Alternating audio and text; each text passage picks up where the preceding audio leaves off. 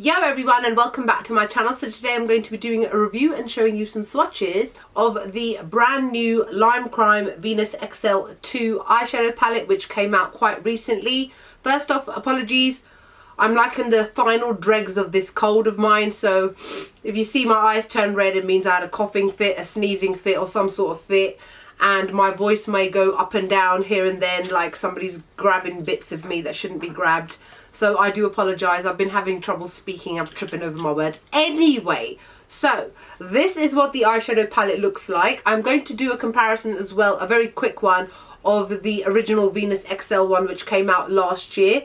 So this one is absolutely beautiful. I love it. I'm using it on my eyes today. I always like to do a tutorial based on an eyeshadow palette, which I get just so that you guys can see how it can work on medium skin tone, or in case there are shades in here that you're worried about using, so you can see how they've been used on my eyes, which is why in this instance I know a lot of people are a bit afraid of greens, so I did a green eye makeup tutorial just so that you guys could see what it looks like. So anyway, I bought mine from Love Makeup in the UK. So altogether there are 18 eyeshadows, which is why it is as pricey as it is, and it comes with 4 different types of textures, which is a little bit surprising because from memory I'm sure the original Venus XL1 had more than 4 different types of textures in it. Maybe they weren't so popular, I don't know, but the textures that are in this eyeshadow palette are matte eyeshadows, foil finish, metallic finish, and then a sheer iridescent finish. So I am going to mention obviously which ones are which.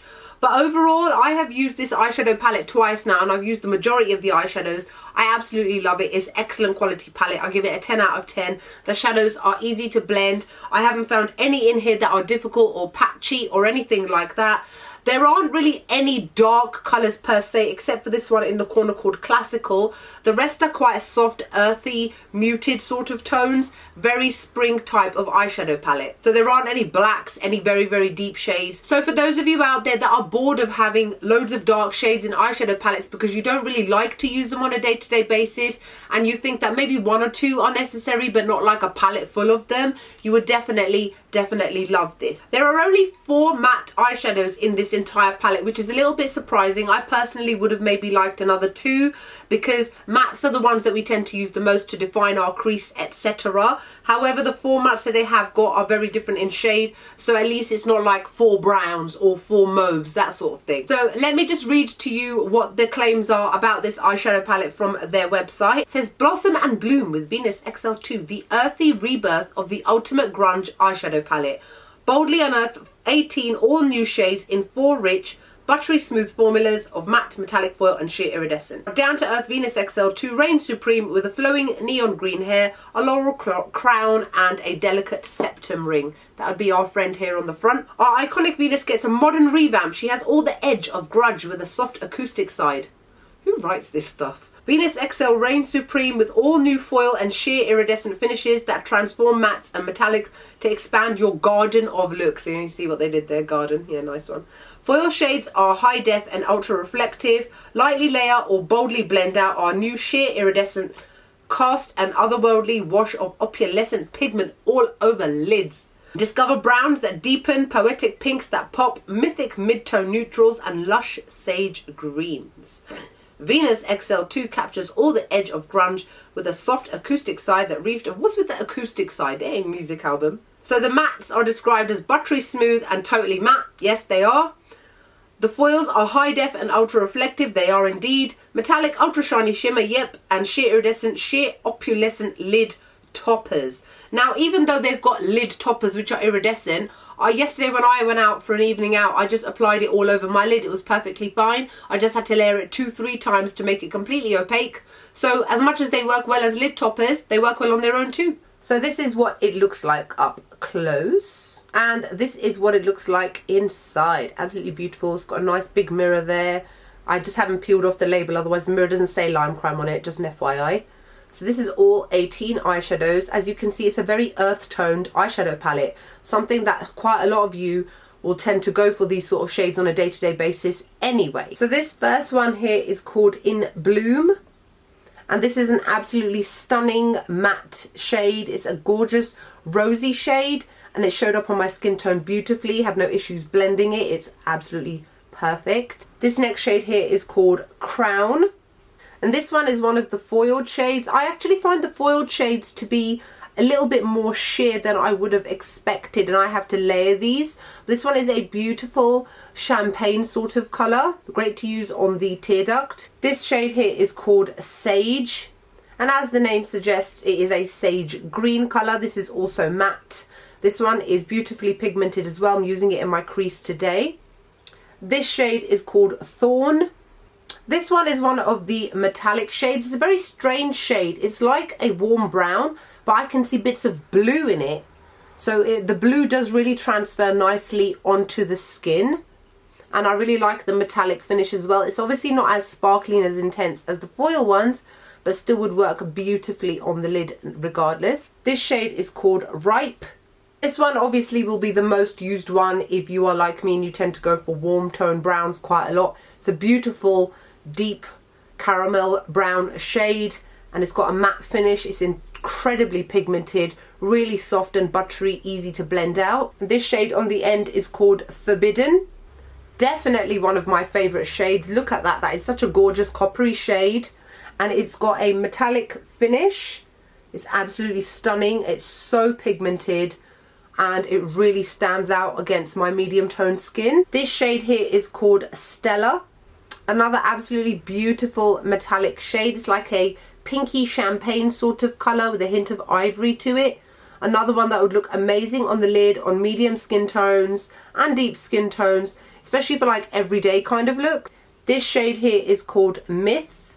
Myth is one of the foiled finishes, and it is like a greenish silvery colour. It is very intense, but again, like with the other foil one here, you do have to layer it to get it to show up quite a bit. Not forgetting that finger swatches are not the same as brush, but I've been using this with my finger to apply to the lid anyway, and you get a much more better colour payoff than you do with a brush. This shade is called Yves.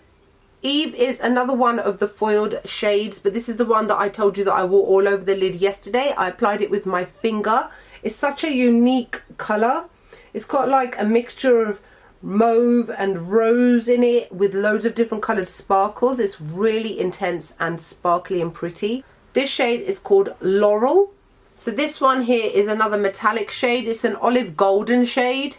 It's not as intense as normal olive gold shades that I've seen on the market, because as you can see, it blends almost into my skin tone, but that might just be because my colouring is just how it is. This shade is called Radiant. So this one here is one of the sheer iridescent finishes. It's such a unique colour. It's like an ivory with peach in it. And again, this is perfectly fine to use on its own. I personally would not use it as a topper. I think it would interfere with the colour underneath. I've been using this as a brow bone highlight, and it works beautifully. This shade on the end is called Ivy. Ivy is such a pretty colour. This is actually what I'm wearing all over my lid today, and I topped it with this shade here. It's stunning. It's another really unique colour. It's a gorgeous pale green with pink sparkles in it, and it's also of a metallic finish. This shade here is called West. Oh my god, you guys, look how pretty that colour is. Is it gorgeous? Look how intense it is. It's so soft and buttery to the touch. It's a gorgeous metallic warm brown shade, and I really love the metallic finishes. This shade is called Obscure. Obscure again has that sheer iridescent finish. It's a beautiful like neon-y kind of green, but not so neon, if that makes sense. I don't know if that makes sense. But it's a really pretty colour to use all over the lid. This shade here is called Mystic. Running out of arm space, you guys. This colour here is another stunning metallic shade. It's a lot softer than the other metallic shades like this one here, but it's a beautiful pale pink blush shade, which would again look gorgeous on all skin tones. This shade is called Phoenix. This one here is another coppery rusty shade, and it's also got a metallic finish. It's gorgeous. This shade here is called Locust. Right, I've had to take a step back. So that shade here called Locust is one of those ones that shifts between green and brown. It's also metallic and absolutely beautiful. And last but not least is the shade Classical on the end. God, my arm looks deformed twisting it like this. Here's Classical on the end. It's a matte shade. It's a plum brown shade. It's a little bit difficult to blend out, but in the vast scheme of things, in comparison to all of those, if that's the worst one, I'm happy, because the other 17 are absolutely excellent. Alright, so here's all of them. Here's all 18 shades. I love this palette. It's gorgeous. Alright, give me a second. Let me wipe this off, because I can't sit like this with my arm up, otherwise my t-shirt's going to get dirty. I'll be right back. Alright, I'm back. So fresh, so clean. So here we have it, the palette. What do you guys think? I personally think it's beautiful. It's a lovely everyday palette, definitely. There are so many shades that you can wear on a day-to-day basis, as well as for evenings out, days out, whatever. I really do think that the foils are slightly sheerer than I would have personally liked. However, like I said, you can easily layer them. And I have generally these days been using a lot of metallic shades and applying them to my lid with my finger. I don't know why I didn't used to do this more often than nowadays. I tend to use lid brushes less and less and less. I use my finger for everything because it just packs on colour so much better. And like I said, I used this palette to create this green sort of look, because I know that green is like a shade that quite a lot of people do tend to shy away from. But there are a nice variation of greens as well. You've got kind of olivey greens, slightly deeper toned greens. I like the fact that there are mixes of different types of roses rather than your atypical pink. And I really like the different types of finishes as well. The metallics are definitely my favourite texture in this palette. They're so rich and intense. They're so soft and buttery as well. So easy to apply. You know, they won't snag on the eyes or anything like that. The colours don't fade. They are true to how you see them in the palette as well. Just a quick comparison with the original Venus XL1, which came out last year. So here's the difference in the front covers. So this one is obviously more earthy related. That's why she's got green hair.